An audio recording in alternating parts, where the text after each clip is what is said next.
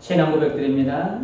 전능하사 천지를 만드신 하나님 아버지를 내가 믿사오며 그 외아들 우리 주 예수 그리스도를 믿사오니 이는 성령으로 잉태하사 동정녀 마리아에게 나시고 본디오 빌라도에게 고난을 받으사 십자가에 못 박혀 죽으시고 장사한 지 사흘 만에 죽은 자 가운데서 다시 살아나시며 하늘에 오르사 전능하신 하나님 우편에 앉아 계시다가 저리로서 산 자와 죽은 자를 심판하러 오시리라. 성령을 믿사오며 거룩한 공회와 성도가 서로 교통하는 것과 죄를 사하여 주시는 것과 몸이 다시 사는 것과 영원히 사는 것을 믿사옵나이다. 아멘. 오늘 나눌 말씀은 누가복음 10장입니다. 누가복음 10장 17절에서 20절까지입니다.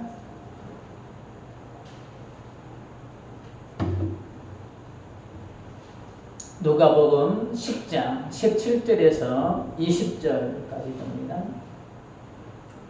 우리 20절은 한 목소리 함께 봉독하겠습니다. 누가복음 10장 17절에서 20절. 네, 제가 누가복음 10장 17절부터 봉독해 드립니다. 70인이 기뻐하며 돌아와 이르되 주여 주의 이름이면 귀신들도 우리에게 항복하더이다. 예수께서 이르시되 사탄이 하늘로부터 번개같이 떨어지는 것을 내가 보아노라.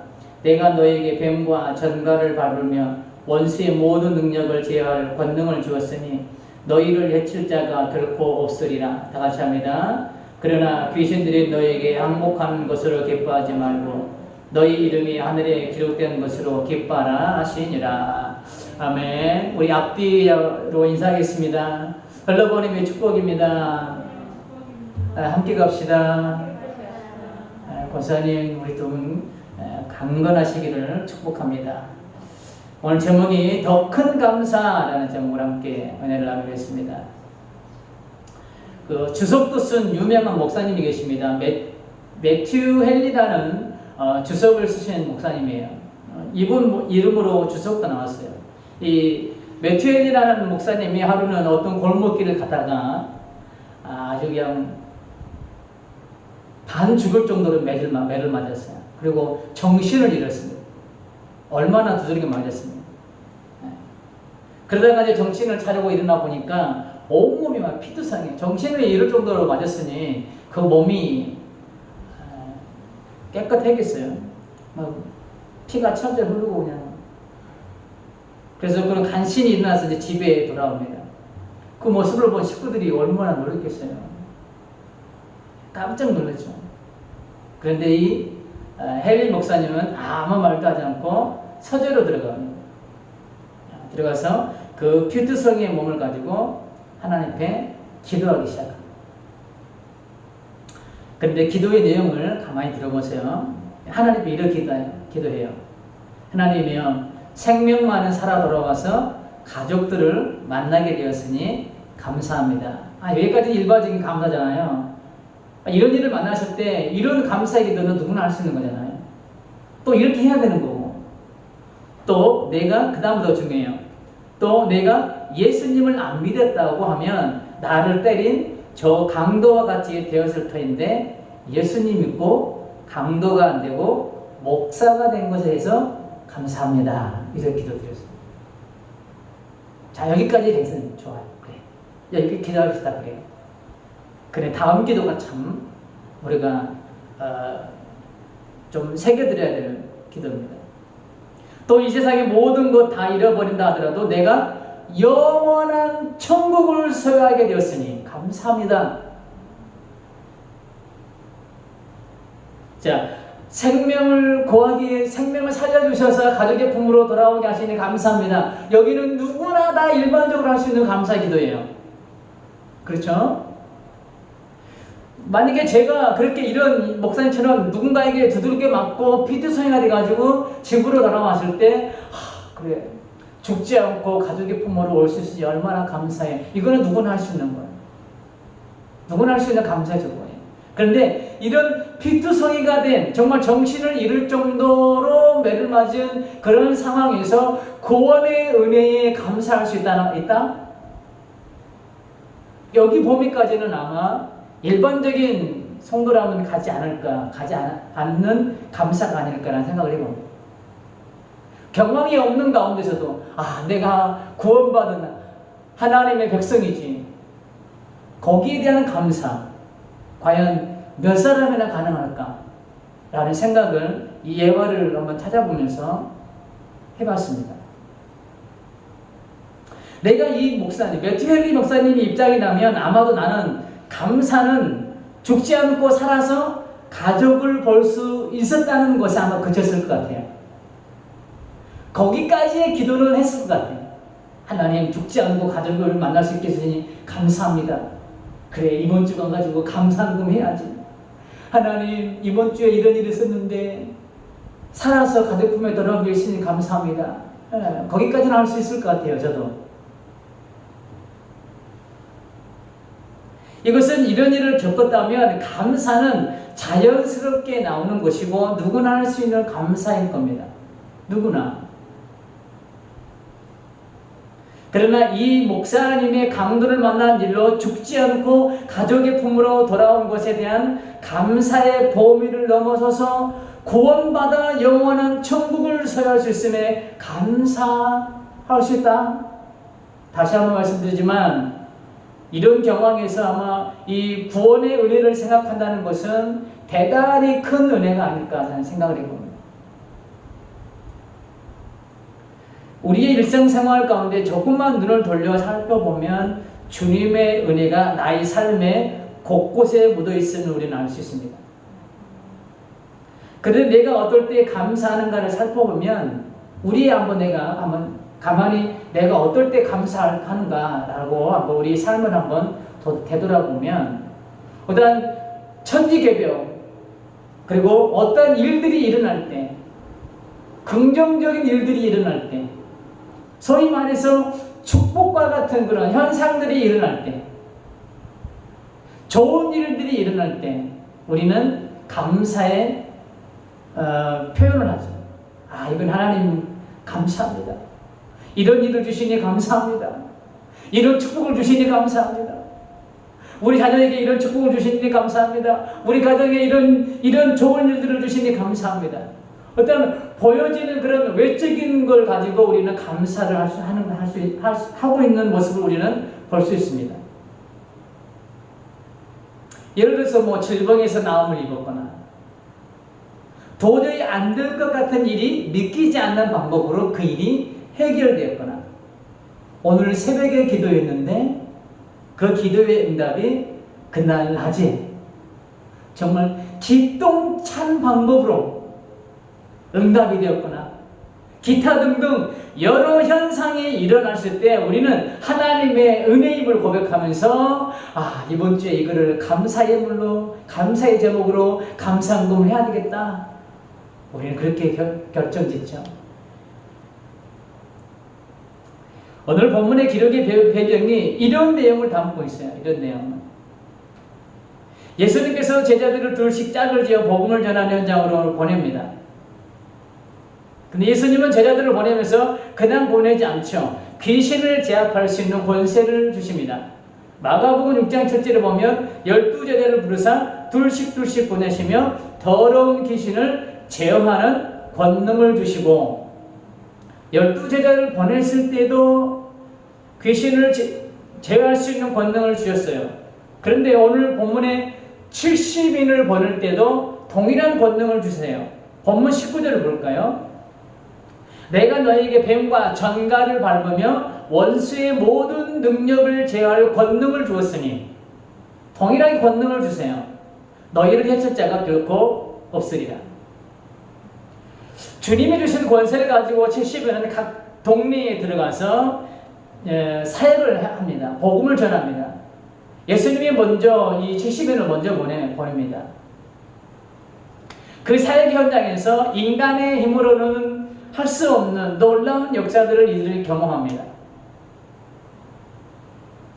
그래서 그 사역의 현장에서 있었던 일을 가지고 예수님께 와서 이제 사역 보고를 합니다. 그 사역 보고가 어디 있냐면 17절에 나와 있어요.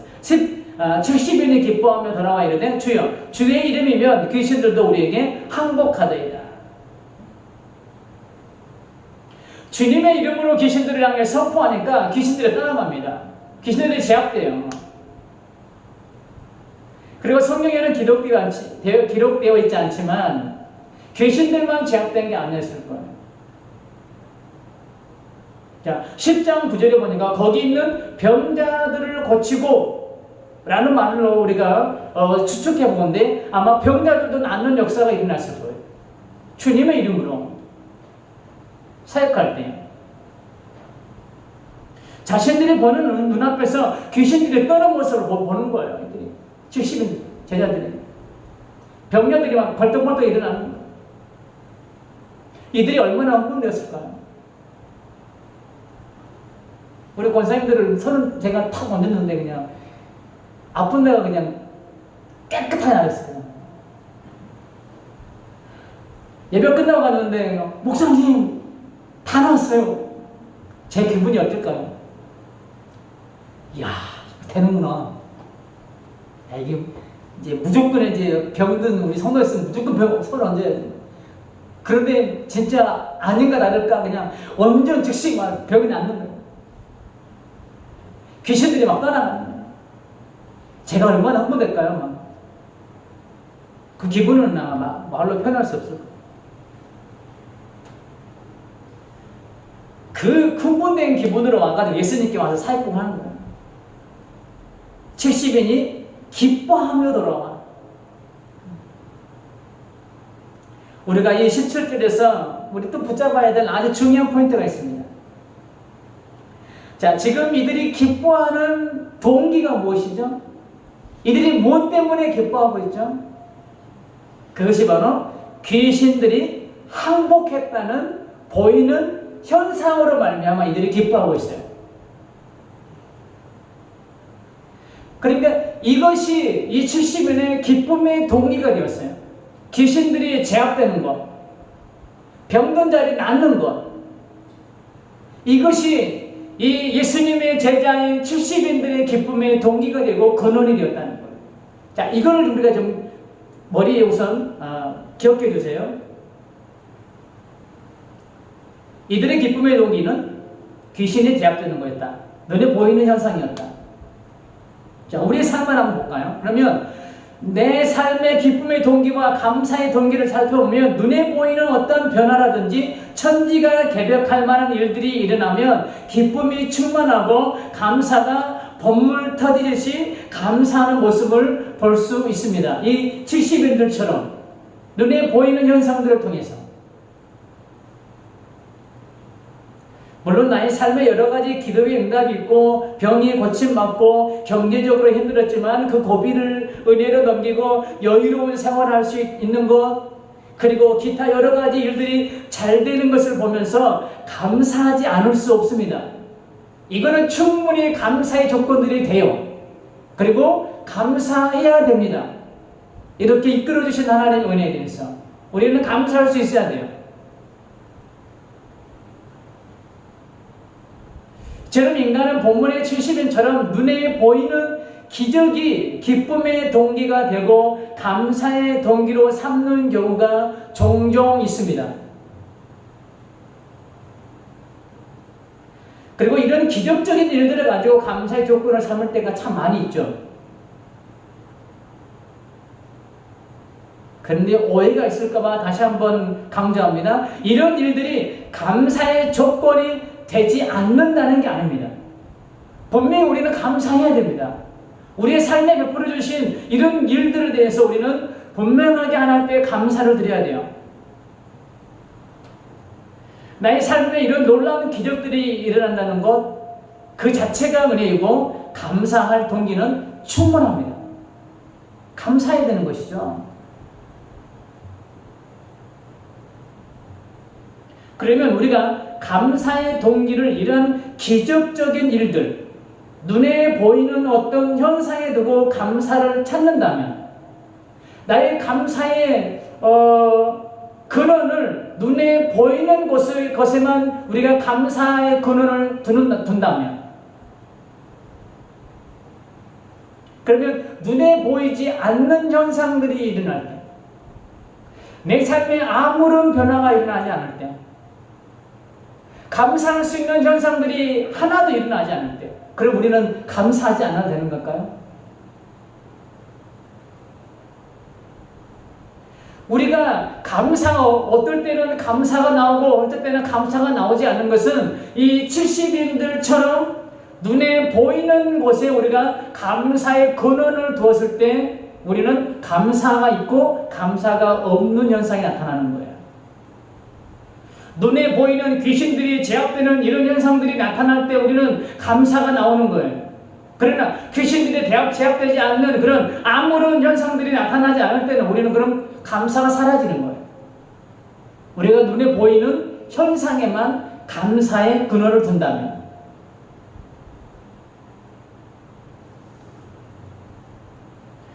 그렇지만 눈에 보이는 현상들이 일어나지 않는다 할지라도 감사할 수 있는 아주 중요한 은혜가 있습니다.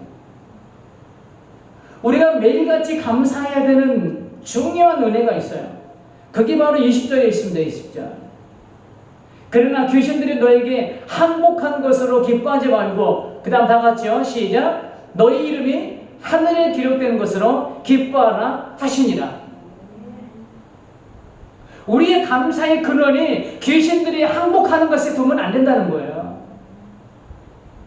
우리의 감사의 근원이 나를 구원하신 은혜의 근원을 둔다면 우리는 이 감사가 어느 때는 있고 어느 때는 없고 이런 일상이 벌어지지 않는다는 거예요. 근데 이 70인들은 지금 귀신이 항복하는 것에 기쁨의 근원을 두고 있는 거예요. 너희 이름이 하늘에 기록된 것으로 기뻐하라. 우리의 감사의 근원을 여기에 두어야 되는 거예요. 여기에. 나의 삶의 기쁨과 감사의 동기를 구원의 은혜에 두라는 거예요. 귀신들이 제압되는 것은 소위 말해서 보너스인 게 보너스. 자, 누구의 이름으로요?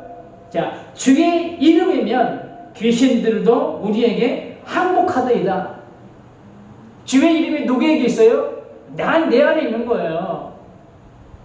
우리는 매달 월급 받는 것에 대해서 감사하지 않고 몇 개월에 한 번씩 나오는 보너스 타면 우리 굉장히 기뻐요. 그죠? 이건 꽁돈인 것 같아요. 물론 꽁돈이지만 매달 받는 것에 대해서 우리는 정말 감사가 굉장히 희박해요. 왜요? 매달 받으니까 이건 우리는 당연한 거라고 생각해요. 그런데 몇 개월 만에 한 번 받는 보너스, 이거 받으면 이야, 오늘 이거 가지고 뭐하지? 귀신이 제압되는 거는 주님의 자녀들에게 주시는 하나님의 권세인 거예요. 이 권세를 말하면 주어진 게 뭐예요? 귀신들이 제압되는 거예요. 이거는 보너스인 거예요. 보너스. 우리의 삶에 이루어지는 모든 일들은 하나님의 자녀들을 향해서 베풀어 주신 보너스와 같은 은혜예요. 우리는 이 보너스와 같은 은혜, 이게 정말 사소한 건 물론 그것도 감사해야 되지만 우리는 더 큰 감사가 있는 거예요. 그게 뭐냐면 구원의 은혜라는 거예요. 구원의 은혜.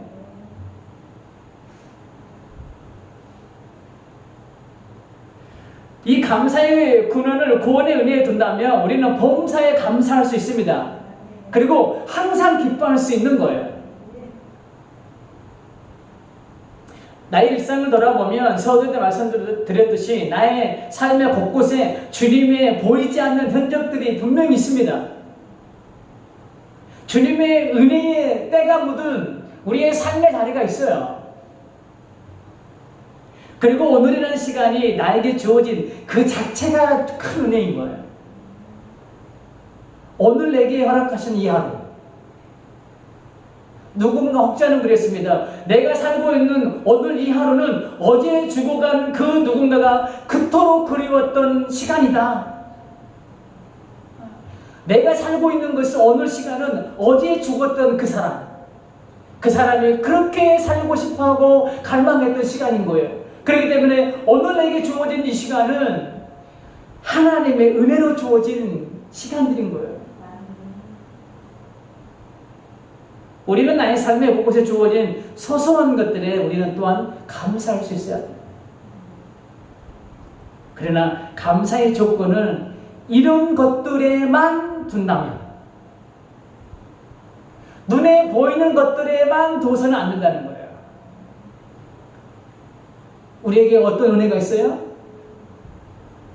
하나님 나라의 하늘에 우리의 이름이 기록된 구원의 은혜가 우리 안에 잘 잡고 있는 거예요. 우리에게 있는 거예요. 그래서 우리의 감사는 눈에 보이는 것에만 두어서는 안 되는 거예요. 나의 삶에 베풀어 주신 은혜도 감사로 영광을 올려드려야 합니다. 그러나 그보다 더 큰 감사의 은혜는 나를 하늘나라 백성 삼아준 구원의 은혜라는 사실이에요.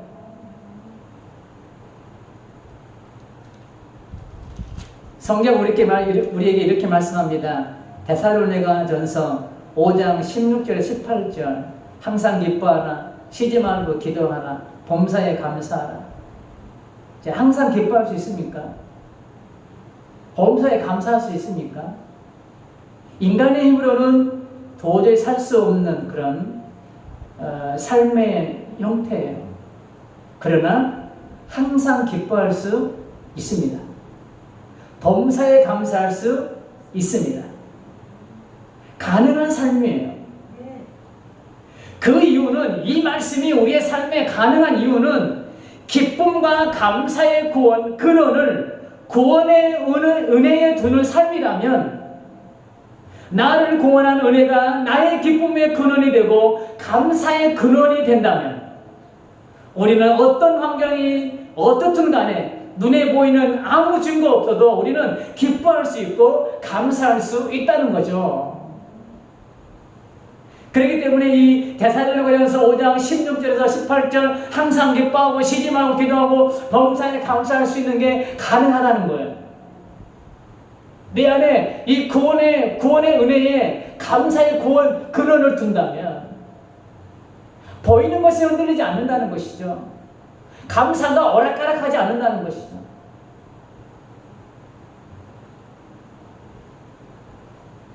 근데 저의 경험으로 보면 이게 말처럼 쉽지 않더라고요.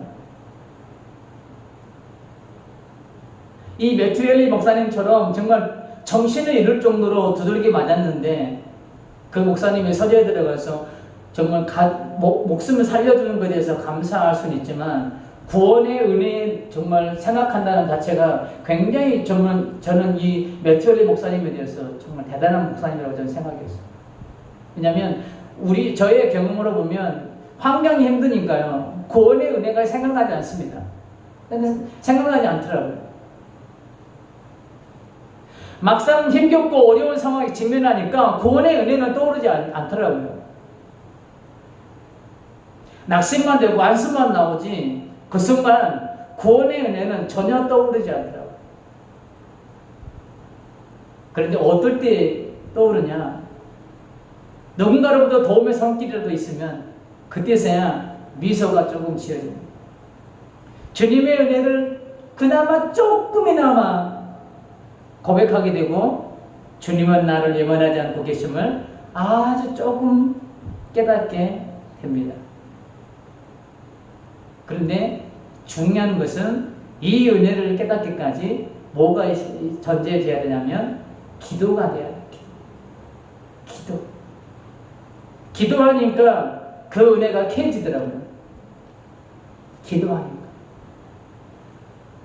기도하니까 나의 시선이 환경에만 머물러 있는 것이 아니라 주님께로 조금씩 바뀌더라고요.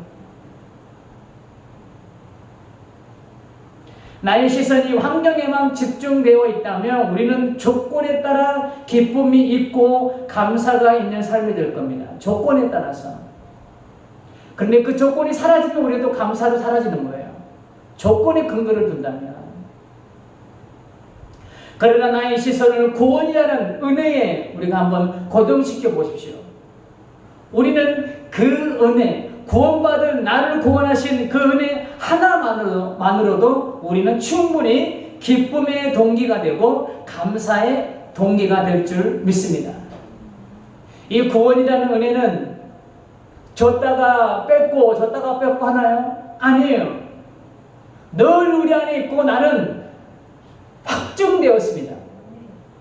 성령님으로 말미암아 확증되었어요. 그렇기 때문에 내가 구원의 은혜에 초점을 둔다면 우리의 감사도 흔들리지 않는 거예요. 늘 감사할 수 있는 거예요. 늘 기뻐할 수 있는 거예요.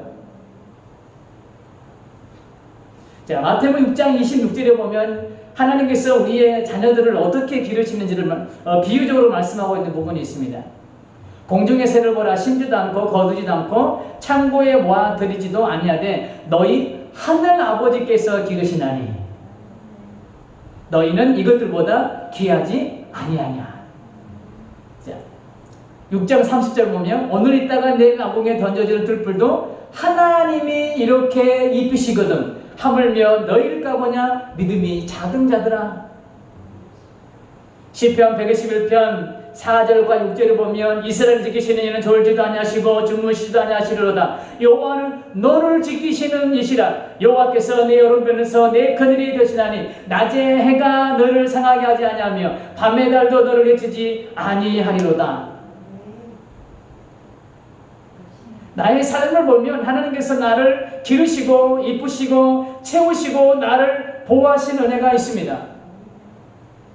하나님의 기적과 같은 일들이 있습니다. 이 또한 얼마나 큰 감사인지 모릅니다. 당연히 감사가 나와야만이 정상이에요. 이런 은혜를 받고도 감사하지 못한다면 이것이야말로 기적인 거예요. 감사거리가 넘쳐나는데 감사하지 못한다. 이거 역시 큰 기적인 거예요. 이거는 정말 간이 배 밖으로 나온 사람이죠. 하나님의 그 큰 은혜를 경험하면서도 하나님께 감사를 올려드리지 못한다. 감사를 표현하지 못한다. 이건 정말 화이 맞은 양심이고 간이 배 밖으로 나온 사람, 간이 부은 사람이에요. 하나님 앞에. 우리 일상에서 벌어지는 이 하나님의 섬세한 손길, 기르시고 입히시고 나를 지키시니까 졸지도 않고 나를 지키시는 이 은혜, 이 감사 역시도 어마무시하게 중요하고 감사한 일입니다. 그런데 이보다 더 크게 감사해야 할 은혜가 있습니다. 그것이 바로 구원이라는 은혜라는 거예요. 구원. 그런데 이 구원의 은혜는 아무에게나 주어지지 않는다는 사실을 우리는 잘 알고 있습니다. 이 구원의 은혜가 얼마나 큰지 우리는 잘 알고 있어요.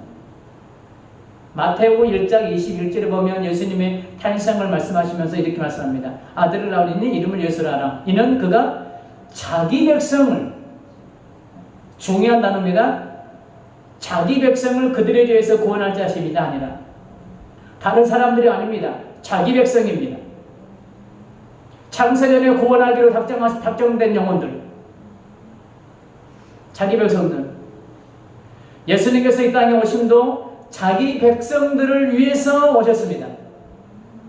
그리고 자기 백성들을 위해서 어떻게 하셨습니까? 빌립보서 2장 8절에 보면 사람의 모양으로 나타나사 자기를 낮추시고 죽기까지 복종하셨으니 곧 십자가에 죽으심이라. 십자가 위에서 죽으심도 자기 백성들의 죄를 사하기 위함이셨습니다. 이 은혜는 이 땅에 존재하는 모든 사람에게 적용되는 것이 아닙니다. 오직 자기 백성, 하나님의 백성들을 위한 그 누구도 누릴 수 없는 아주 특별한 은혜인 거예요. 그래서 성경적 용어로는 은혜가 두 가지가 있습니다. 일반 은총과 특별 은총이 있습니다. 일반 은총은 이 자연세계 있잖아요. 뭐 태양, 공기, 물, 뭐 이런 것들을 믿는 자든 안 믿는 자든 다 누리잖아요. 이거를 일반 은총이라고 그래요. 그런데 특별 은총은 자기 백성, 이 구원이라는 은혜인 거예요. 구원이라는 은혜. 예수님 믿지 않는 사람들은 이 특별 은총을, 이 특별한 은혜를 받을 수 없는 거예요. 그래서 우리가 받은 이 구원의 은혜는 특별한 은혜인 거예요. 호텔 같은 데 가면 스페셜 메뉴가 있잖아요. 그날 나오는 스페셜 메뉴. 저와 여러분들은 하나님께 스페셜 같은 거 하시잖아요. 특별하다니. 이 은혜의 주인공이 바로 저와 여러분이라는 것이죠. 계시록 21장 27절에 보면 이런 말씀이 있습니다. 무엇이든지 속되는 것이나 가증한 일 또는 거짓말하는 자는 결코 그리로 들어가지 못하되, 그리로 들어가지 못한다는 말씀 무슨 말씀이에요? 천국에 못 들어간다는 거예요. 오직 어린 양의 생명책에 기록된 자들만 들어가리라. 천국에 누구 것이에요? 생명책에 기록된 자, 바로 저와 여러분이에요. 아무나 들어가는 게 아니에요. 원고에는 안 써졌지만 비행기 보면 비즈니스가 오고 이코노미석인가요? 이게 있더라고요. 저는 한 번도 비행기를 안 타봐가지고 모르는데, 비즈니스석은 정말 호텔처럼 되죠. 다리 쭉 뻗어 보니까, 검색해 보니까요, 거기에 별 이렇게 다 있더라고요. 텔레비도 있고요, 잡지도 있고, 음료도 다 준비되어 있고, 완전 그냥 이게 담는 담요도 있고요. 정말 호텔, 1인용 호텔로 거의 비슷하게. 근데 거기는 그 티켓 없으면 못 들어가는 거잖아요. 천국도 마찬가지인 거예요. 아무나 못 가는 거예요. 이 티켓이 있는 자만. 십자가의 은혜로 저와 여러분의 이름이 생명책에 기록된 줄 믿습니다. 이 생명책에 기록된 자, 곧 구원받은 자들만이 들어갈 수 있는 곳, 그곳이 바로 천국인 거예요. 우리의 삶에서 베풀어 주신 은혜도 소중합니다. 그 은혜도 소중합니다. 그 은혜도 역시 감사의 조건이 충분합니다. 그 감사가 덜하라는 게 아니에요. 오해하지 않으셔야 됩니다. 그러나 우리의 감사가 여기에만 머물러서는 안 된다는 것이죠. 한 발 더 나아가 구원의 은혜를 생각하며 그 구원의 은혜에 감사의 근원을 둘 수 있어야 된다는 것이죠. 나의 감사의 그 동기가 나를 구원하신 은혜에 있어야 된다는 것이죠. 나의 감사와 기쁨의 그 근원이 구원의 은혜에 있어야 된다는 거예요. 그 근원이 거기에 있을 때, 그 구원에 있을 때에 우리는 항상 기뻐할 수 있고, 우리는 쉬지 않고 기도할 수 있고, 우리는 범사에 감사할 수 있는 거예요. 그 은혜를 생각할 때. 결론입니다. 귀신이 항복하는 것, 소중한 은혜이고 감사한 은혜입니다. 그러나 예수님은 감사의 범위를 넓히라고 말씀하고 계십니다. 귀신이 제압되는 것, 귀신들이 항복하는 그것으로 만족하여 감사하지 말고, 나의 이름이 하늘에 기록된 더 큰 은혜가 있으니 그 은혜를 생각하며 더 깊은, 더 큰 감사를 하라는 거예요. 하나님의 은혜로 있을 데 없는 자 왜 구속하여 주는지 난 알 수 없도다. 그렇습니다. 나와 같은 자를 조건 없이 구원이라는 선물을 주신 하나님의 은혜, 너희 이름이 하늘에 기록된 것으로 기뻐하라. 무엇보다도 더 크게 감사해야 할 은혜가 구원의 은혜임을 잊지 말고, 날마다 우리가 실생활 가운데에 이 구원의 은혜에 날마다 감사할 수 있기를 주님의 이름으로 축복합니다. 아멘.